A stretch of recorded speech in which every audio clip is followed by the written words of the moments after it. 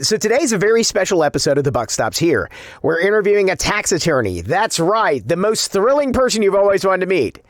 But here in this case, it's Dorothy Butler Lawrence, who is also a lot of fun as well. She's a tax attorney who has over 13 years of experience in the areas of tax, bankruptcy, and debtor defense. She received her JD from LSU and later went on to get an LLM for the University of Denver in taxation. She's a professional musician who's played across America as a woodwind specialist with people such as Andrea Bocelli, The Who, Devo, and Celtic Women. She also performs regularly with Broadway across America. She's been named a rising star in the field of consumer bankruptcy by Super Lawyers for the past 7 years running and been named a top attorney in Austin Monthly for the field of bankruptcy.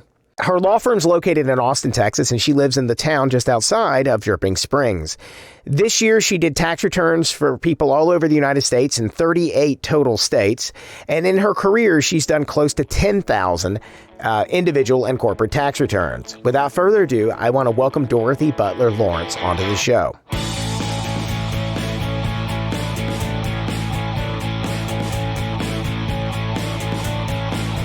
So today, Dorothy, what we brought you on the show to talk about, this is part one of two of this, and the first one is about kind of some tough love tax advice.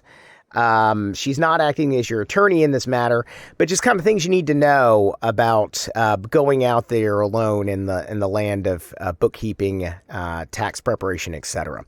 So, Dorothy, anything you want to say about yourself real quick? You hit everything, David.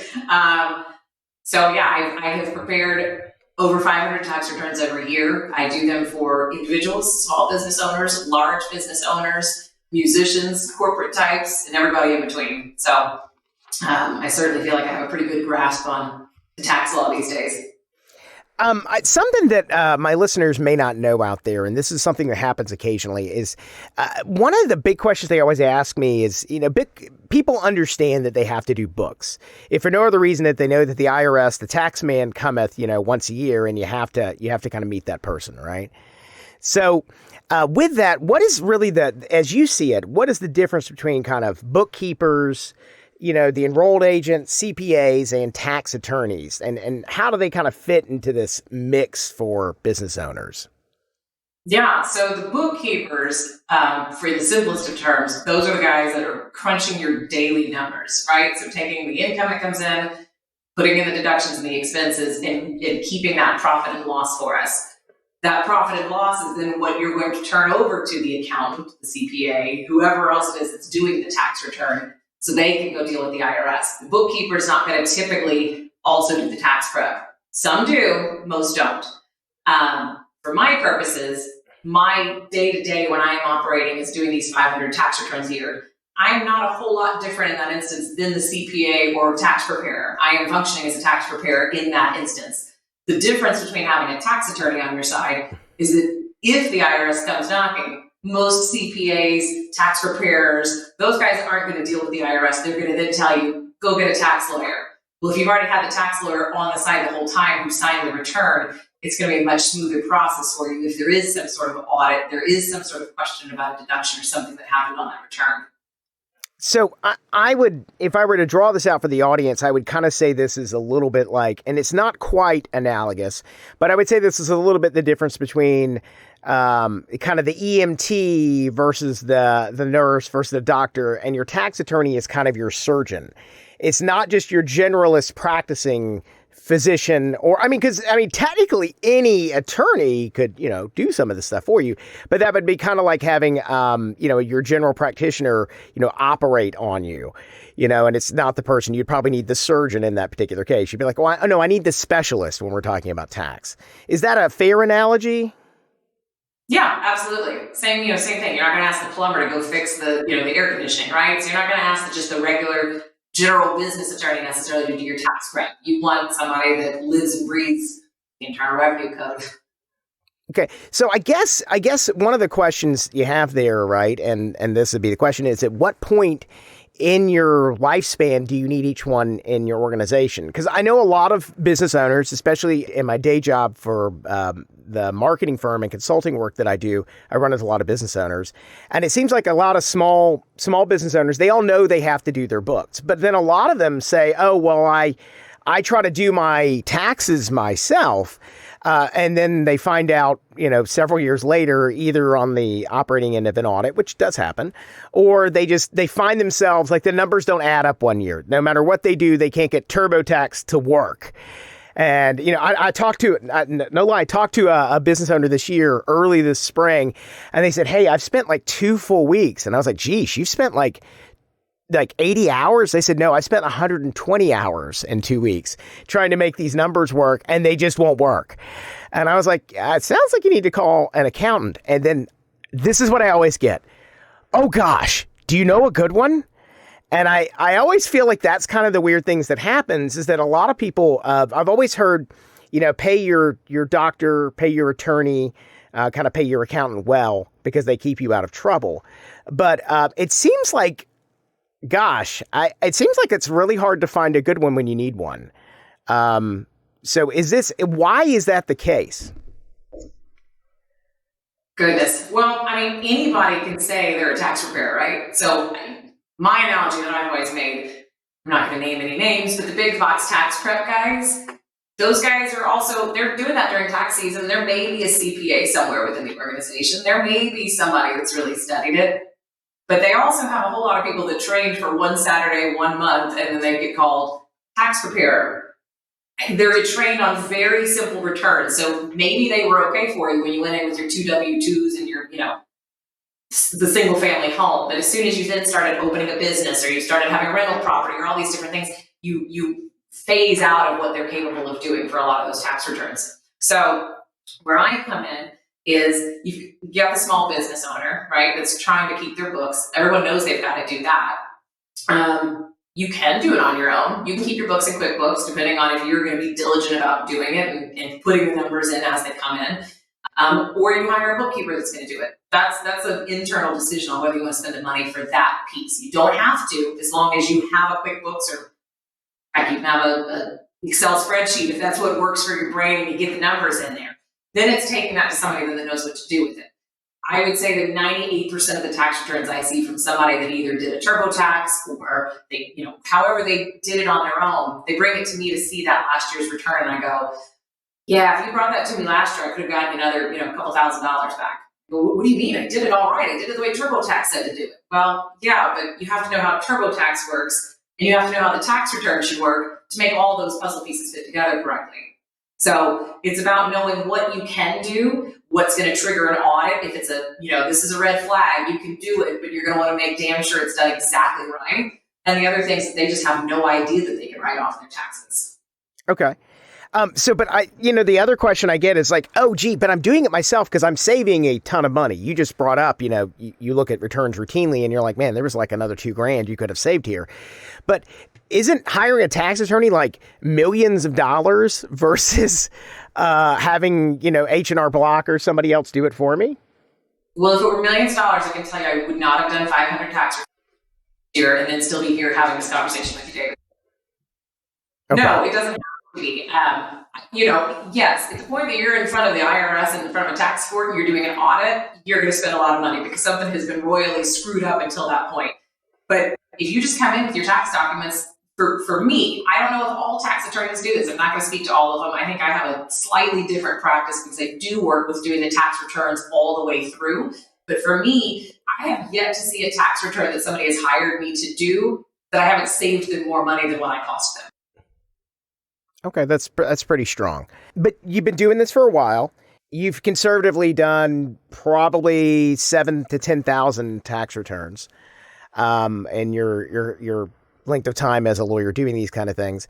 So I guess my thing I would ask about this is, like, you've seen a lot of business owners make mistakes. What are, just kind of like off the top of your head, what are like the 3 to 5 biggest mistakes you've seen people do in the process? So probably the biggest mistake I see, and it hasn't happened as much recently because tax codes have changed, right? The biggest one was when people were using TurboTax.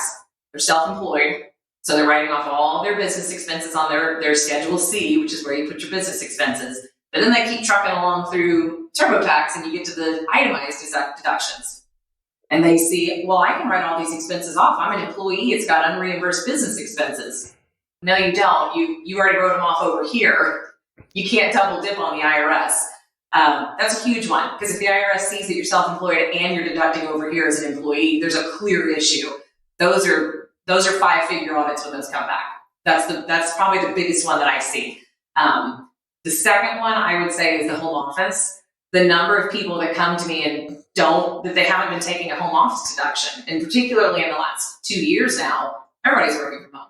Everybody's got a home office somewhere, and they're either terrified to do it because they think that's going to get them an audit, or they just don't even realize that they can be doing it. It's one of those that I tell people, you better be careful, and you better either know what you're doing or have somebody that knows what you're doing. But that's a big one. Mileage expenses. If you are still driving for work and going somewhere and you're self-employed, you could be writing off thousands of miles a year driving. I mean, for me, I used to drive all over the state of Texas and even come back to Louisiana for hearings. I have 25,000 miles in a year from driving all around. Or, my musician clients that are driving from this club to this club and all over the place. It's a huge deduction, but people won't take it because they don't know exactly how to do it. And again, the software that people may use to do it doesn't walk them through it. So, those are the big ones. All the others are smaller. I have people that will come in and, David, you're a musician too. Musicians don't sit at a table and not discuss music at that table, right? So if we're at dinner, we're going to talk about music. It was probably a business meal, but they don't think about it. They just, every time I go out, we talk about music. I said, did you talk about the last gig you played or what's coming up or what do we need to buy for the next gig? Well, yeah. Okay, well, that was a business meal then. So it's things like that just start to really, really add up that they're not deducting, and they should be. Got it. I've been around for a minute, and I've run into a lot of different business owners, and there seems to be a lot of shame about making mistakes in tax filing, especially when you run into do right kind of people. It seems like there's a lot of issue, like if they haven't filed something right, or it's like I've run into business owners before who haven't filed. I mean, I literally ran into somebody 3 weeks ago and they said, I haven't filed my taxes in 3 years. And I'm like, wow, why not? And they said, well, I did it the first year and then I was going to do it. And then I couldn't do it without having filed the next year. And so now before you know it, it kind of snowballs, right? And it seemed like they had a lot of, and I want to say shame about it. It was kind of like they were embarrassed. Is that something you run into a lot with people? I do. You do get a lot of people that it seems that there's always some big event that happens that first year, right? I went through a divorce, I was going through a bankruptcy or whatever, and they just don't file that 1 year. And then they come in and I haven't filed in 8 years. and they're so worried about it. And they'll just keep putting it off because they don't want to go to the person and say, I haven't filed in 4 years or whatever. And there's no big issue with doing it. You got to get the tax returns done. But there's far more business owners than you would suspect that come in and I haven't filed in 3, 4, 5 years. What do we do? Well, we file the tax returns now. What are the kind of things you see business owners telling themselves about taxes and tax liabilities or something like that you think kind of come back to bite them in the butt? I mean, I feel like I keep rephrasing the same answer, and hopefully that's okay. But the biggest lie is that hiring somebody that's professional to do that job for them is not going to be worth the risk of paying them. Get these small business owners. I only made $15,000 this year. I can't afford to pay for someone to do the taxes. Okay. But can you afford to leave all these deductions on the table that you don't know how to take correctly? I'll see taxes for people that are self-employed and clearly doing a very small operation of some sorts. And they'll just report, I made $15,000 of income, and they won't write off a single thing. And I go, well, what did you do to make that money? Clearly you bought some office supplies or did something. And they're so scared to do it, but yet also don't want to pay, somebody like me to go in and fix that tax return. They just don't realize how much money is actually getting left on the table. I mean, the number of emails that I will get during the season from clients that go, holy cow, I had no idea that, last year I paid this much in tax. I gave it to you and I'm paying a third of that. Yeah, that's why you want somebody who knows what they're doing with the small businesses. Is there any stuff that you've seen? You just mentioned that the tax code changed a lot, especially with personal income filing and stuff like that in the past couple of years. Are there any major things out there that you would just kind of say, hey, you might want to look into this? You're not advising anyone per se, but just like, what are some things out there that people haven't thought about or looked at? You mentioned the meal deduction, but I mean, there've been meal deductions for years, right? So, but like, what kind of things have you seen in that have changed that just people aren't availing themselves of? I mean, honestly, the change didn't. There wasn't anything that got added to the tax returns and tax expenses that people don't know about. We lost things.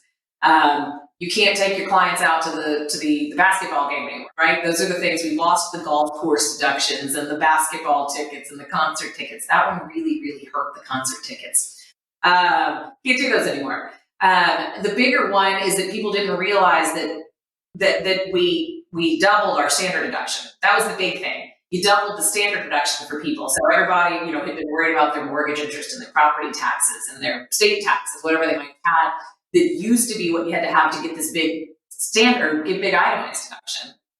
Now we've doubled the standard. So a lot of these things are just kind of falling off. You don't have to worry about them anymore.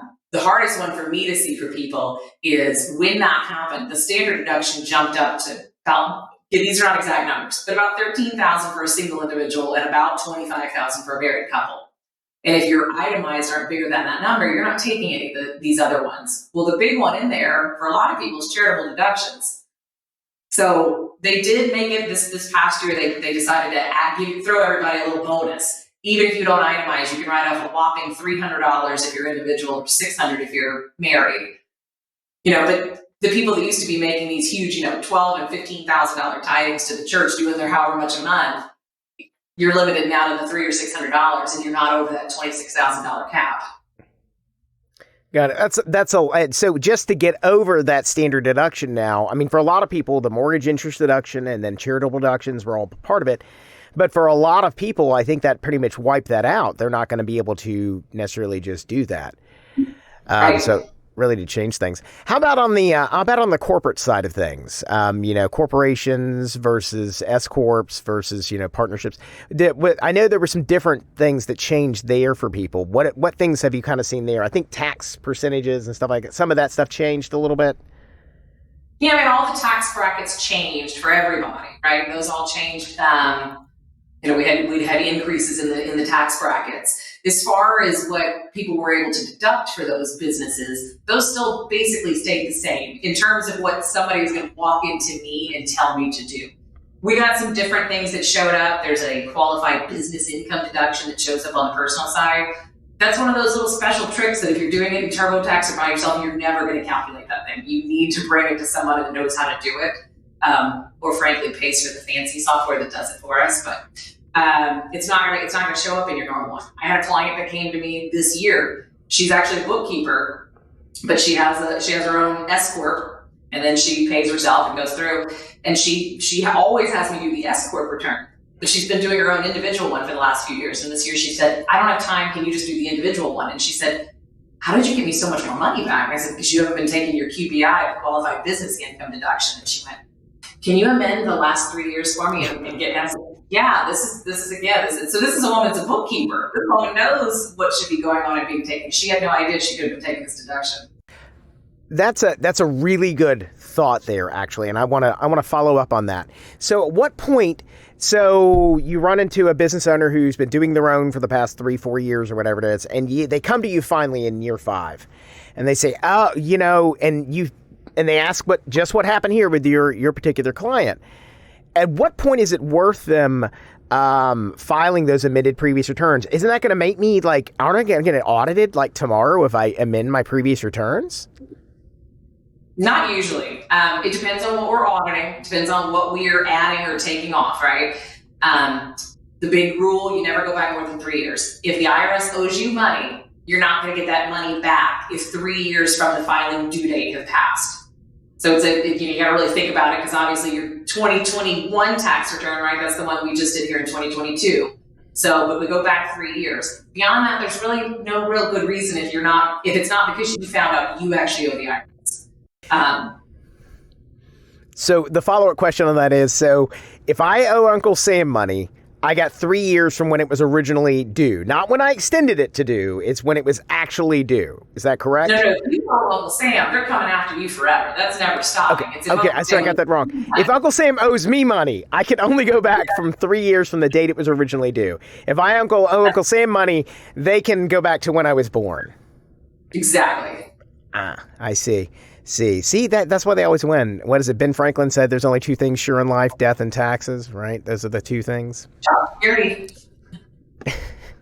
So bringing this all together, what are some strategies or things business owners should start doing right now? If they're listening to this episode, even if they don't have a tax preparer yet, and they've got till, March 15th next year to kind of, look at that.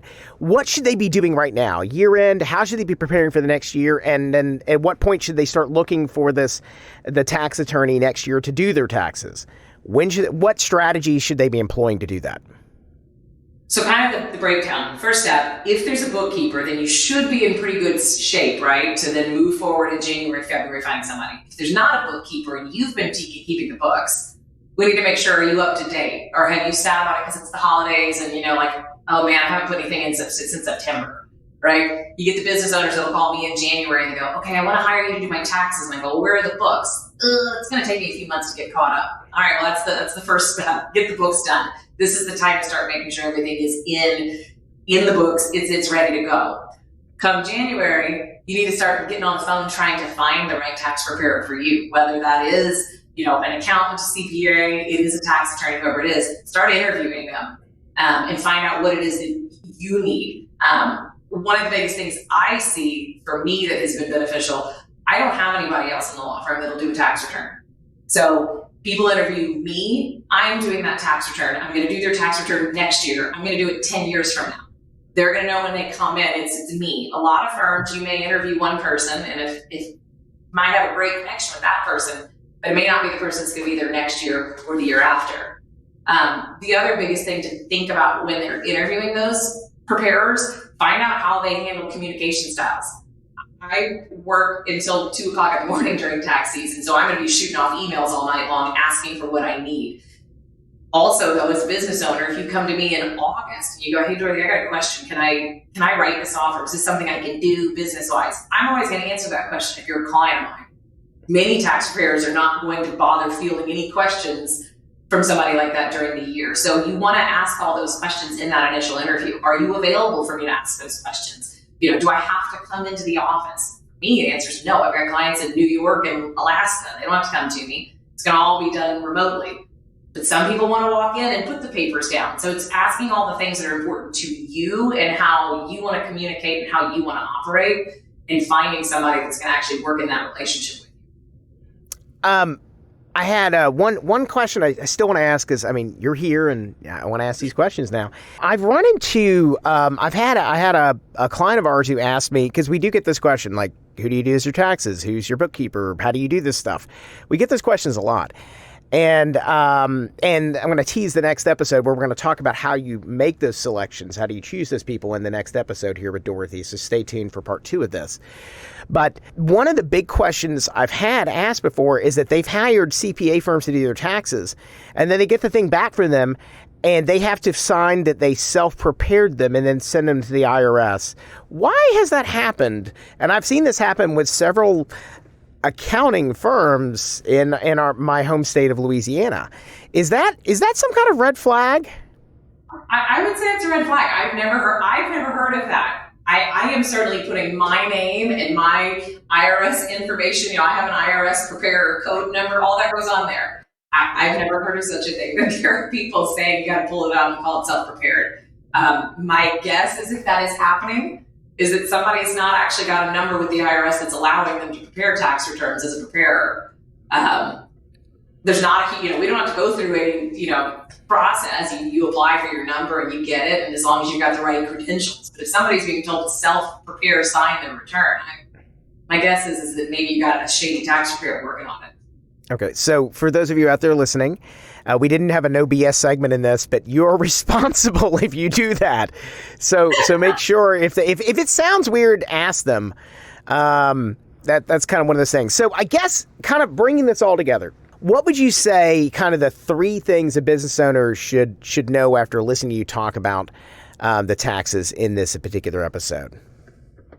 So number one is that hiring a good tax professional, whether that is an attorney, a CPA, whatever it is, the cost to hire them and the expense there is far more important than worrying about what it's going to cost you on the books. You need that person there helping you out.